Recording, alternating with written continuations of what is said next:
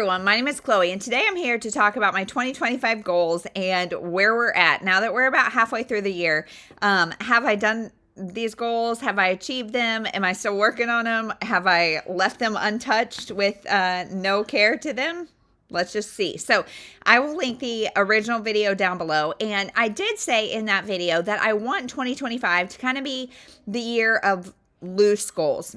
Ideas that I want to be 1% better at these things than I was last year. And so not that I want to like have a hard and fast rule that I want to achieve greatness in all these things. I just want to be a little bit better in all of these things. And so keeping that in mind, it may seem like I have a lot of failures. However, I'm working towards some of them. So let's just get started. So the first group that I talked about was YouTube goals. So I wanted to figure out a way to balance my TBRs and my mood reading. And I feel like I've done better about that in my own head, in that like I'm still making TBRs every month, but I'm holding them much more loosely. And readathons that I'm participating in, I'm holding more loosely. It's more of a pile of possibilities. And it was Storm from Storm Reads that she says, because I'm like, I talk about things and I feel like this necessity to complete reading these books because I'm telling you guys I'm going to read these books. And so then I feel like a self-imposed obligation to then give you my review on those books. And she was saying she does like pile of possibilities that with the intent of just exposing you, like letting you guys know what's on her shelf, what's on her radar. If she reads it or not is kind of a whole different conversation. And I'm like, I kind of like that idea. Like, okay, I'm going to showcase these books without the guarantee that I'm going to read them, but I would like to. And so I feel like I've gotten in a better headspace about it, even though like the outward, I have not figured out a magical solution to how many books to put on a TBR or a TBR jar or spinners or anything like that. But I will get into some more of that in a little bit here. So the other thing was to do more sprints. And I have failed epically at this. And I'm kind of learning why I'm failing because this month is Deck TBR-a-thon. And so we are doing weekly sprints. And it's just really hard to find uninterrupted time. And I feel like my kids choose that time to kind of melt down.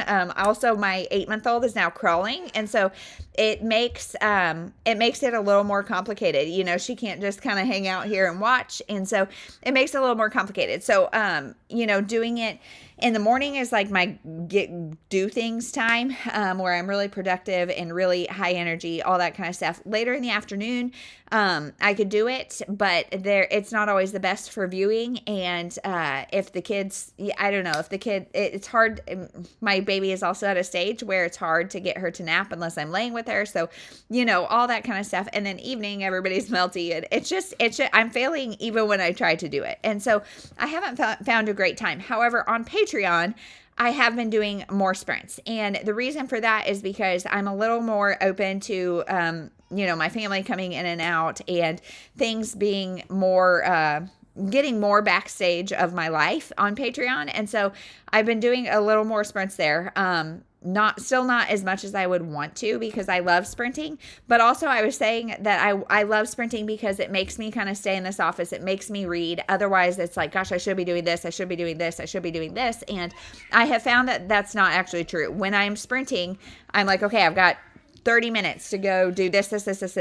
And so like all the Deck TBR-a-thon sprints that we've done so far, I don't think I've actually read anything. They're more productivity sprints, which is fine too, but not what I was intending for. So I would say that's a fail with an asterisk, that I'm doing a little bit better on Patreon, and that I'm like not sure that this is actually a goal for this season because it's just really hard with the 4 kids, and putting them all on my husband is then people inevitably end up all over the place. And so we'll see. Then let's see, do more reels and shorts. Also a fail. And also am I still interested in this goal? Because reels, I no longer have Instagram on my phone. A couple months ago, I just decided, I was spending a lot of time just mindlessly scrolling, and it's just not helpful to me. I was, finding it's really hard to not see news stories and horror stories of things that are happening and those kind of things. Like I really am good. I'm really good at spiraling and being anxious and worrying about my children, and seeing awful things pop up just kept happening. And I kept getting, news stories, and it would be like sponsored things or things that like I don't follow. But I would see them, and it's just hard to get it out of your head once you see it. And so that, and then just the comparison trap of a homeschool mom of like, gosh, am I doing the things right for my kids? My point is, I just have enough worries of my own, and I felt like social media was just making those worse. And so I took those off. So doing reels is not something that's probably going to happen. Doing shorts, however, it's been interesting. In Deck TBR-a-thon, I'm doing shorts every time I draw a card, every time I pick a new book. And I love that because, it's maximum 3 minutes, but they're normally about a minute. And they get like 10 times as many views as my videos sometimes, or at least double. And so it's a good way to like communicate with you guys quickly in short form. And so I'm not sure what that means like going forward, if I'm going to continue to do shorts. I had mentioned in that goals video, potentially like every time I start a new book or every time I finish a book. And because I know shorts watchers are not always the same as video watchers, and some of you prefer either the short form or the long form. And so I don't want to make my content redundant where I'm saying like the same thing over and over. You've already seen it in shorts. And so I don't want to do that, but I do want to interact more in that quick short form way where it's not a big obligation. For filming, I have to wait until the weekends almost always to film because I need backup again with said hooligans all around. So shorts, though, it's like, gosh, I can do it while they're eating breakfast. I can do it while they're doing this. So I do want to do more shorts. I'm just not sure what looks like. So what, you guys let me know, what do you want to see? Do you want real-time updates of like what I'm finishing? Do you want unboxings? Because or occasionally I will get a box of, well, really just book of the month. Otherwise I will go shop. I don't know. What kind of things do you guys want to see on shorts? Let me know and I'll see if I can do it. Then do more collabs. This is one that I actually am doing better on. So Becca and I did mini Deck TBR-a-thon in February. We're doing Deck TBR-a-thon now in July. So that's an awesome collab that I am so grateful for. I also am doing 5-star predictions with Lindsay from Lindsay's Little Library and Sarah from Sarah's Nightstand. So that's a great thing that they're so kind to invite me into. And then I've actually got 2 more collabs in the works that you're going to see later in this year. Also, like Michelle Lynn Reads, she is so sweet, and she did a Read Like Chloe vlog, and that was really fun. And so that one I didn't actively pursue, but it was a great thing. And I love those kind of like read like other booktuber things. And so those are great. And I feel like this is like collabs and comments are my 2 favorite parts of YouTube. And so getting to do, I can't really control how much you guys comment, but I can control how much I collab. And so I really like doing that. Then, and I feel like I'm forgetting a lot of collaborations that I've done this year. So if I did one with you and I didn't mention it, I apologize. I've got squirrel brain. And then vlog more big events. So holidays, things like that. And I feel like I have done some of that. I always feel that way in December because I try to get my Vlogmas content done, like being done, filmed by the end of November. I'm usually not successful. But then the month of December, I'm not vlogging or doing anything because I'm releasing content every day from the rest of the year. And so I'm not vlogging, and I really do want those memories. And I don't want to, I don't know how to do that. And so we're going to see this year, maybe we'll try to do Vlogmas all 31 days. Would that be crazy? It might be. It might be too crazy. But I don't know. I do feel like we've gotten a little bit better. And again, it's hard because it's a hard balance because I want those memories for myself, but I also don't share my kids on social media of any kind. And so having those memories without doing that is really complicated. And there's that fine line between being present in the event without your phone, without your camera, without whatever it is, and and documenting the memories. And that is a line that I don't feel like I'm near a solution, and I don't feel like I will figure that one out. We're just going to hope that there's enough photo evidence of their childhood when they grow up. Then we've got put Amazon links in every video. And I am doing really good at that. I think I am doing really good at that. However, I don't do it in my anticipated releases because you're only allowed 5,000 characters in your description. And generally, if I do that with the Amazon links, I'm well over that. And also that video is a time suck in the first place. And so adding those Amazon links is just, I just can't do it. So other than that, I think I'm doing great with that. Then I have wanted to do 2 to 3 videos a week, which I have done, and I want to do Vlogmas again, which I'm doing. So stay tuned for December. So now bookish goals. I wanted to read 5 authors to 0. I wanted to do a video, one video saying all the authors that I have read to 0, and one video saying all the authors that I want to read to 0, and then I wanted to pick 5 of those and do that. I haven't done it. I haven't even made the lists. So that one's going to be on my radar. Then I wanted to get my physical TBR down to 300 books. If you guys have been following along with my monthly stats and standouts, you'll know where I'm at with that. I can tell you I'm not at 300. I wanted to go to all the library book sales. So our library does quarterly book sales, and so far I have yet to miss one. So knock on wood, I can make the last 2 of the year. Then I wanted to use my Spotify hours. And so let's actually look at that. I feel like I have done better with that.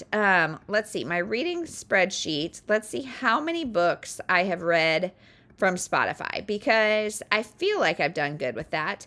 I know this month I used up all my minutes. In fact, I'm waiting for them to renew because I'm in the middle of a book. So I've only read 1, 2, 3, 4, 5, 6 books. Well, so it's the middle of July, and so I've read 1 a month, which is not, it's not like all the hours, I don't think, but I've read 1 a month. Actually, I DNF'd 1, and so I've read 1, 2, 3, 4, and I'm currently reading 1. So I could do better. Mine renews, so it's the 12th right now, and mine renews tonight, I think. And so remembering that in my head is hard because it's not the first, it's not the beginning of the month, it's not the end of the month, it's not exactly in the middle, it's a random day. So I could do better, but I'm doing okay. Then for Patreon goals, I wanted to do the read as much as you can weekends. And we have been doing that with the exception of 1 month. We have done that every weekend this month, or every month this year. The first weekend of the month, I just kind of real-time vlog and post a handful of videos every day. Kind of just real-time vlogging what we're doing, what I'm reading, all the things. And I love it because then patrons interact with me and we're texting or we're talking on Patreon, and it's so fun to just like feel like you're hanging out with somebody for the weekend. And so I really am enjoying that. We're also doing our monthly live shows, which, like I said, have incorporated some sprints. And yeah, I wanted that Patreon to grow because it's one of my very favorite things. Again, like connecting with you guys is my favorite thing, and Patreon just allows me to do that a little bit deeper. And so I wanted that to grow, not for any sort of like financial reason or anything like that, just because it allows me to find more bookish people and interact and know your guys. So like I know your screen names, but I don't know as much of your faces and your story and all of that as much as I can get on Patreon. And so that has grown a little bit. It's not huge, which I am great. Like I love where it's at. I'm happy with it. The growth is really out of my control because I can't put any more into it than I'm currently doing because of life. And so I'm really happy with where it's at. And then last was my personal goals. So I was doing birth trauma therapy last year and really enjoyed that because if you guys are new here or if you don't know, we have 4 kids, and my third was a very traumatic pregnancy and birth. She was 8 weeks early. She had a lot of health issues, and it was awful. It was awful. And she came home, from the NICU with medical needs, and it was a very traumatic time for me. And so then we got pregnant with our fourth, and she was due on the exact same day. And so kind of walking through it, as we got to July, which is when we found out that our third was sick, it was like, gosh, I was at the exact same gestation as I was. And so it was just very lots of PTSD. So I was doing birth trauma therapy, and I found it to be really helpful. And I said, I've done therapy in the past, and I'm a big proponent of it. I think everybody should do it if they have access to it. But I almost always quit at the beginning of the year because your deductible turns over, and it makes it a lot harder to afford. It makes it a lot harder to justify spending the time doing it and all of that kind of stuff. So sadly, I have not continued that. However, I am thinking about starting it back up here soon. But as of now, no, I'm not doing that. Then figure out a good Bible devotional situation. And again, I've had some really good months. I've had some really not great months. And I can't figure out what's good for me. Like reading a devotional, I'm not somebody that can do that. I don't like reading one page or one section a day for an extended period of time. I like to read a book cover to cover and move on. I like Christian nonfiction, but I don't necessarily like daily devotionals that you're supposed to keep for a month or a year or whatever, because I don't like that form. I also I really want to do like a Bible study, and again, just the logistics are hard. Socially is where I would get the most out of that, going to a Bible study, but the logistics are hard with that. I do read the word every day. The kids and I do a devotional every day. And the kids and I also do more Bible study. But for myself, I have not figured out a system that sticks. So that's still in progress. And then one-on-one dates with my kids. I have gotten okay about that. We've done a couple. Really, my older two have had birthdays this year already, and so did a lot of one-on-one stuff with them for that. And then now that my 5-year-old is in school, she's doing school, I like to do little surprises for them when they finish a unit or whatever, and I try to make that kind of a one-on-one thing. However, sometimes it's not. Sometimes it's a group thing. And again, I said in that video, and I'm still saying it now, they like alone time, but they also feel kind of lost without the other one. And I'm talking about my big two, who are 7 and 5. And so they, I don't know how much they crave it. I definitely have been doing more things where I'm pushing my comfort zone this year and doing things with them. For example, today we're going to our second Royals game, just me and the kids. And so doing things that feel hard or feel like potential for just meltdowns, and doing it anyway, trying it anyway, doing those kind of things. And it's easier now that my baby is 8 months old. It's easier to do some of those things, but I do feel like I've kind of checked that box, not in the one-on-one dates, but in the kind of core memory makers. And so I feel like, again, a work in progress, but I'm happy with where we're going. And then last was lift weights more often.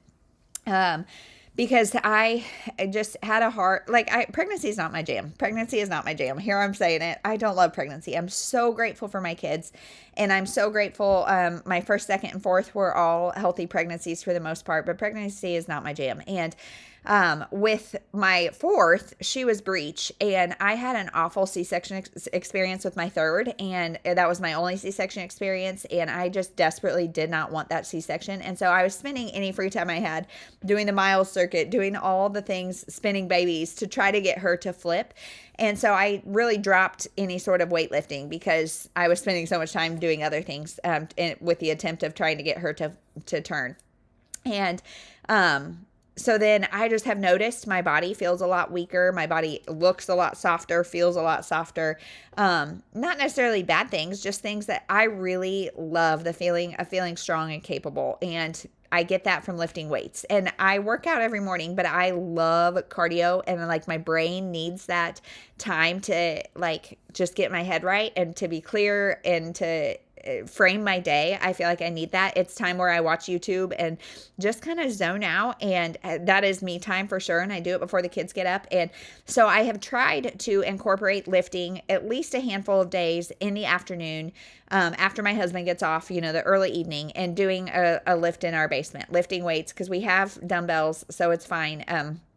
to do that. I've also toyed with the idea of joining a gym because I've got friends that do that, and fitness classes and things are a great way to put it on the schedule where my husband knows that this is kind of a non-negotiable, and I know that this is kind of a commitment, that I'm going to do it regardless of what comes up with everything else. And so I'm working on it, and the past couple weeks I have been successful in getting like three weightlifting sessions in a week. And I'm motivated for so many reasons. And like, for example, bone health. I'm in my mid 30s now. And after every child, I have broken a bone. With my first, it was a toe. With my second, it was my foot. With my third, it was my ankle. And the ankle, like, we had just brought her home from the NICU. And it was the week before Thanksgiving, the Friday before, well, no, not the Friday, because Thanksgiving, I don't know. It was the week before Thanksgiving. I was hosting Thanksgiving, and I was running down the stairs to get a bottle, broke my ankle. And it was awful. Like, it was just so hard for our entire family when I had that broken ankle. And so this time, protecting my bones, I actually just broke my toe like 2 weeks ago, but it's the pinky toe, and it's uncomfortable. It hurts, but it's nothing compared to that. And so, but it's really brought me into like the perspective of, I'm not really chasing aesthetics. I'm chasing the feeling of being strong and capable, and I'm chasing bone health and just longevity.